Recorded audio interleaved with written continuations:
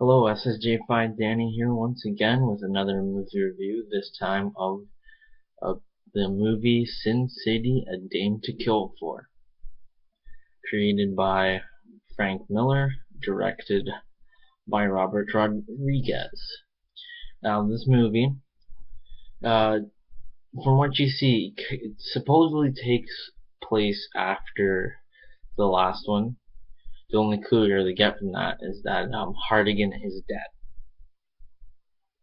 Now, he does make appearances in this movie, but it's like as a ghost. He tries to communicate with Nancy during the movie, but doesn't really do much. So he has that kind of a role. So it makes that, to anyone who hasn't seen it, who's kind of wondering how Bruce Willis was brought back into it, there you go. Other than that, movie is pretty much like the first one, but doesn't feel as good. It's not. I don't think it's as good as the first one, but it still follows the same way, cinematography and everything. The whole slight cartoonish look at times, and I mean, well, that makes it look brilliant. And if you see it in 3D, the whole visuals of that really works well with it. I think it's one of those movies that definitely spends more time behind the screen of a computer than on the set of a studio. But when it comes all together, it actually looks pretty good and visually stunning. That being said, movie focuses on two newer characters and one old one. Typical more than one story kind of being involved with one another and leading to a final end. Now, unlike this one, unlike the first one, it doesn't end with where it began, but they still do it well.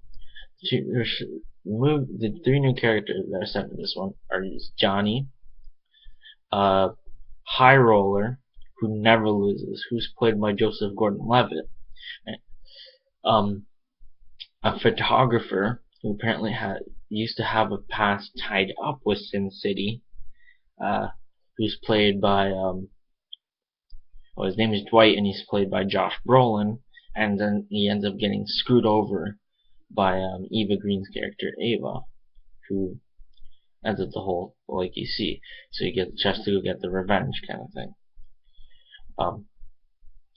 And Nancy is the last story that they end it with, and her whole thing is like she's having trouble reading the death of Hardigan, so she wants to basically get revenge and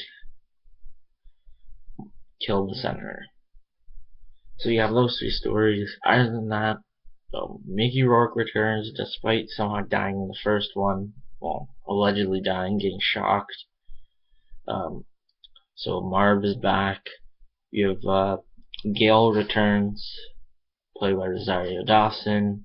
Senator, same actor there.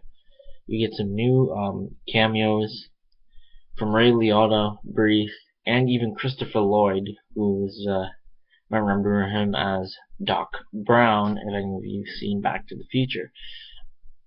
So, it's still really well done. It's watchable. It's like the first one.